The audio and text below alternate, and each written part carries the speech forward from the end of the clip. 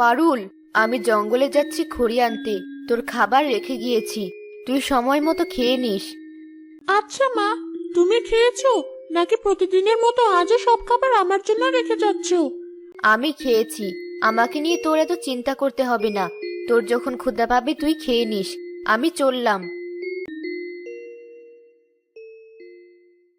আজও মা আমায় মিথ্যা বলে না খেয়ে চলে গেল। মার কোনো কাজে তো আমি আসতে পারি না, উল্টো আরো তার উপর বোঝা হয়ে চেপে আছি। কবে যে উপরওয়ালা আমাকে এই অভিশাপময় জীবন থেকে মুক্তি দেবে। যাই হোক, এখনো আমার খিদে পাইনি, একটু ঘুমিয়ে নি, পরে না হয় খিদে পেলে আবার ঘুম থেকে উঠে খাবো।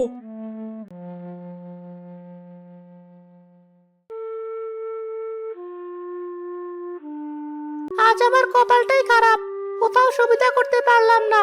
ওই যে সামনে একটা বাড়ি দেখা যাচ্ছে, দেখে মনে হচ্ছে খালি। যাই, গিয়ে দেখি ওখানে কোনো সুবিধা করতে পারি কিনা।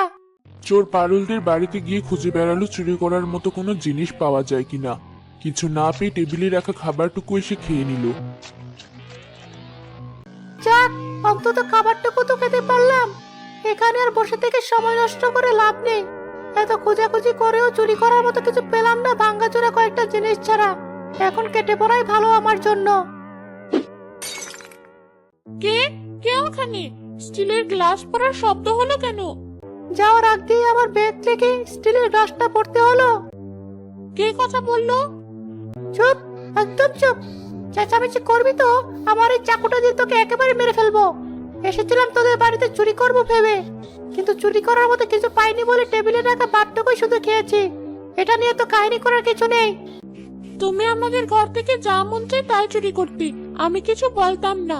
কিন্তু শেষমেশ আমার খাবারটাই চুরি করলে। ওটুকু খাবার ভাগাভাগি করে খেয়ে আমি আর মা পুরো দিন পার করি। বাকি বেলায় খুব কমই খাবার জুটে আমাদের। তোরা খেতে পাস না ওসব জেনে আমি কি করব?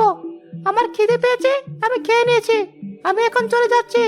খবরদার আমার পিছু নিয়েছিস তো। আমি চাইলেও তোমার পিছু নিতে পারবো না, কারণ আমি অন্ধ। ধুর, এ কথা আগে বলবি তো। শুধু শুধু আমার সময় নষ্ট করলি, অন্ধ মেয়ে কোথাকার। আমি চললাম। পারুল হাতড়ে হাতড়ে তার খালি থালাটা হাতে নিয়ে উঠোনে গিয়ে বসে কাঁদতে থাকলো। তার কান্নার শব্দ শুনে এক পরী এসে সেখানে নামলো। এই মেয়ে, কি হয়েছে তোমার? কাঁদছো কেন? এক চোর এসে আমাদের সব খাবার চুরি করে নিয়ে গেছে। মা দিনরাত কত কষ্ট করে আমার জন্য খাবারের ব্যবস্থাটুকু করেছিল। এখন যদি আমি মাকে বলি আমি এই সামান্য খাবারটুকুও দেখে রাখতে পারিনি, অন্য কেউ এসে খাবার চুরি করে নিয়ে গেছে, শুনলে মা খুব কষ্ট পাবে। চিন্তা করো না, বিপদ আপদ তো আর মানুষের জীবনে বলে আসে না। তোমার মা নিশ্চয়ই বুঝতে পারবে বিষয়টা। মা আর নিজেকে কতই বুঝতে দেবে। একে তো তার মেয়ে অন্ধ, তার উপরে এই অসুস্থ শরীর নিয়ে এত খাটনির পরও সামান্য যেটুকু খাবার জোগাড় করেছিল মা, সেই খাবারটুকুও চোর চুরি করে নিয়ে গেল। কাল মাকে আবার কাজে যেতে হবে না খেয়ে। আচ্ছা, তোমার কি মনে হয় তুমি যদি বাকি সবার মতো চোখে দেখতে পেতে, তাহলে তোমার জীবনের দুঃখ কষ্ট কমে যেত? অবশ্যই। আমি কিছু করতে না পারলেও অন্তত মায়ের কাছে বোঝা হয়ে থাকতাম না। ঠিক আছে, আমি ব্যবস্থা করছি তোমার দৃষ্টিশক্তি ফিরিয়ে দেওয়ার। আমার হাত ধরে চলো আমার সাথে। কিন্তু তুমি কি, আর আমি কোথায় যাব তোমার সাথে?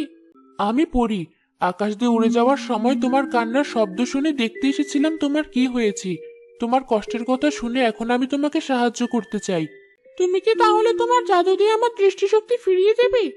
শুধু জাদু দিয়ে তো আর তোমার চোখ ঠিক করতে পারবো না আমি, সেজন্য আরেক জোড়া ভালো চোখ লাগবে। কিন্তু কে দেবে আমার মতো গরিব অসহায় মেয়েকে চোখ?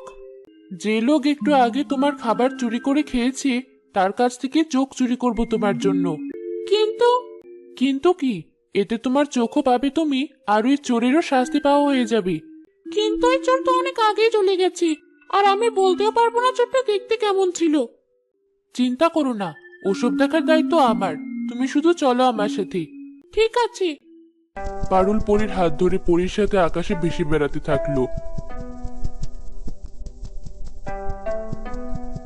খানিক সময় বাদে এক বাড়ির সামনে এসে দাঁড়ালো তারা। আমার জামা কাপড় সব ঠিক আছে কিনা দেখে নেই। আমি যে চোর সেটা যেন আমার পরিবার কখনো টের না পায়। লোকটা কি নিজেকে চোর বললো? আমরা কি তাহলে ওই চোরটার বাড়িতে আছি এখন? হ্যাঁ, ওর চোখ দিয়ে তুমি তোমার দৃষ্টিশক্তি ফিরে পাবে। বাবা, আমার খেলনা এনেছো? না মা, আজ বেশি একটা টাকা পাইনি কাজে, তাই তোর জন্য কোনো খেলনা আনতে পারিনি। অন্য আরেকদিন আনবো, ঠিক আছে? আচ্ছা বাবা। তুমি এসেছো, হাত মুখ ধুয়ে নাও, ভাত বেড়ে দিচ্ছি। আমার বাবা বেঁচে থাকতে ঠিক কিভাবে প্রতিদিন খেলনার জন্য বায়না করতাম। আমি তাহলে এবার তোমার চোখের সাথে ওই চোরের চোখ পাল্টে দিচ্ছি জাদুর সাহায্যে। তুমি তৈরি তো? হ্যাঁ, আমি তৈরি। পরি জাদু করা শুরু করলো। কিছুক্ষণ পর পারুল আর সেই চোর দুজনই মাটিতে পড়ে গেল।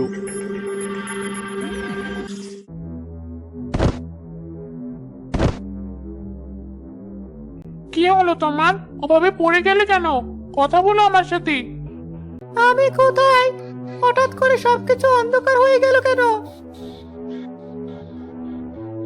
কোথায় অন্ধকার?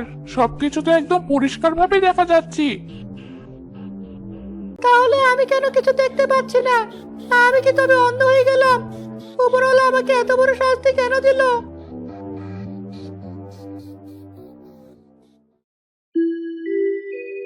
আমি সব দেখতে পাচ্ছি। পরি, এ কি তুমি? তুমি দেখতে এত সুন্দর। আমার জাদু তাহলে কাজ করেছি। তুমি সব দেখতে পাচ্ছ আর ওই চোরটা অন্ধ হয়ে গেছে। তোমাকে অনেক ধন্যবাদ। বাবা, তুমি কি সত্যি আমাকে দেখতে পাচ্ছ না? না মা, আমি অন্ধ হয়ে গেছি, তোকে দেখতে পাচ্ছি না আর। এখন কি হবে আমাদের? আমার জন্য যদি এই অবস্থা, ওরা তো কষ্ট পাচ্ছি, কাঁদছি। চোর হিসেবে সে তার শাস্তি পেয়েছে, আর অপরাধের কারণে তার পরিবারকেও শাস্তি পেতে হচ্ছে এখন। এসব আমাদের দেখার বিষয় না। চলো আমরা এখান থেকে চলে যাই। ঠিক আছে, চলো।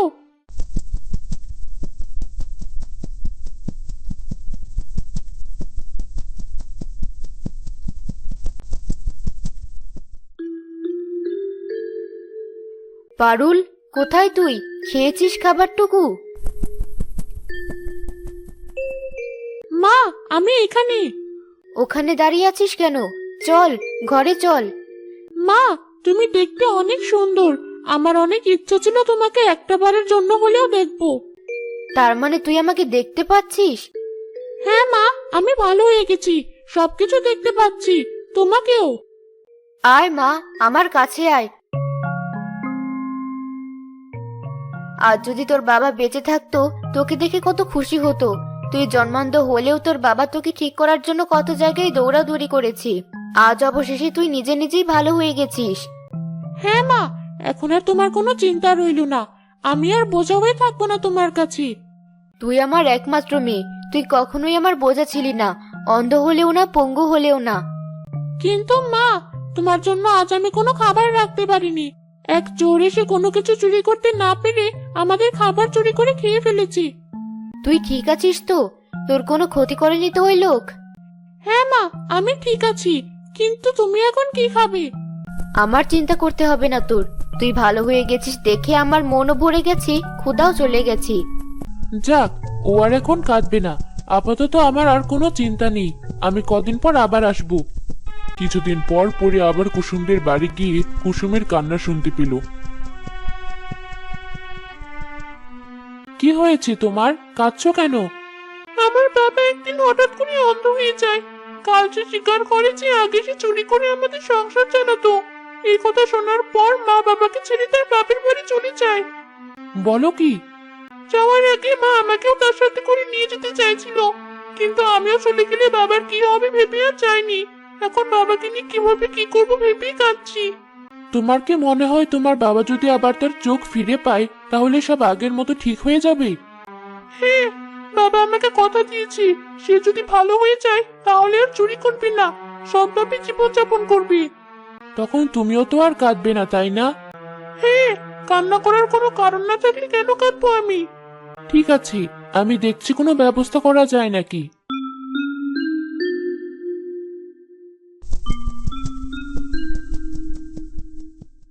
আরে পরি, এতদিন কোথায় ছিলে? ভালোই করেছো তুমি এই সময় এসে। এই দেখো, ফুল দিয়ে আমি কত সুন্দর একটা মাথার তাজ বানিয়েছি। এই তাজটা তোমাকে বেশ ভালো মানাবে। ঠিক আছে, পরিয়ে দাও আমায়। বাহ, তোমাকে কি সুন্দর লাগছে। তুমি সেই চোরটার কাছ থেকে তার চোখ নেওয়ার পর তার পরিণতি কি হয়েছে জানতে চাও? ও হ্যাঁ, তার বউ আর মেয়ে অনেক কান্নাকাটি করছিল। আশা করি এতদিনে সব ঠিকঠাক হয়ে গেছে। তুমি চলো আমার সাথে, তাহলে বুঝতে পারবে তাদের বর্তমান পরিস্থিতি। চলো।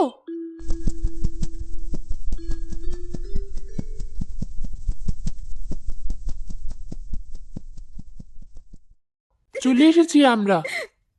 ওই মেয়েটা কাঁদছে কেন? কি হয়েছে ওর? তোমাকে আমি সব খুলে বলছি।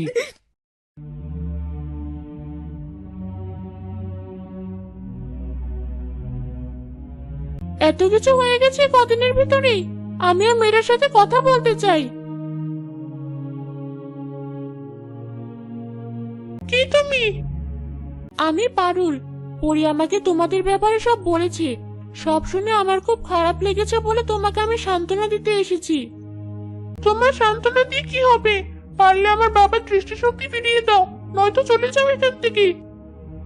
মা দাঁড়া, ওই কণ্ঠটা আমার কাছে পরিচিত মনে হচ্ছে।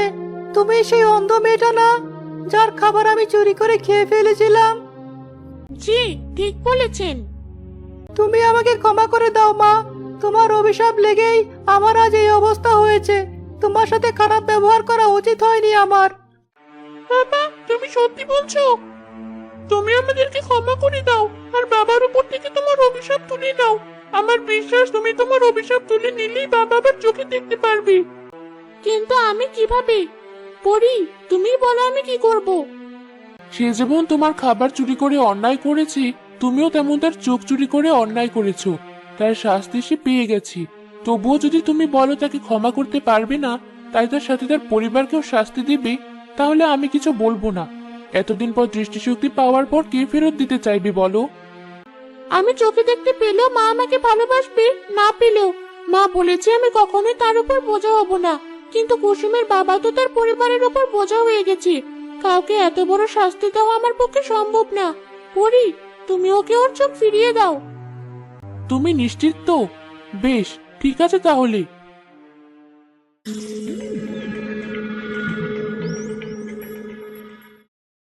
আমি আমার চোখে দেখতে পাচ্ছি। তোমাদের অনেক ধন্যবাদ। কিন্তু আমি এখনো দেখতে পাচ্ছি কিভাবে? তোমার ওই চোখ জোড়া আমার পক্ষ থেকে উপহার। এই চোখগুলো আগে আমার এক বন্ধুর ছিল, যে ছিল মানুষ হিসেবে অনেক ভালো আর ক্ষমাশীল। মৃত্যুর আগে তার ইচ্ছা ছিল এই চোখ দুটো কোনো ভালো মানুষকে দিয়ে যাবে। তার সেই ইচ্ছে আমি পূরণ করেছি। অনেক খোঁজার পর একমাত্র তোমাকে পেয়েছি আমি যোগ্য হিসেবে। তার মানে তুমি এতদিন আমার পরীক্ষা নিচ্ছিলে? হ্যাঁ, আর তুমি মহানুভবতা দেখিয়ে প্রমাণ করে দিয়েছো যে তুমি যোগ্য। আমার কাজ শেষ, আমি তাহলে চলি।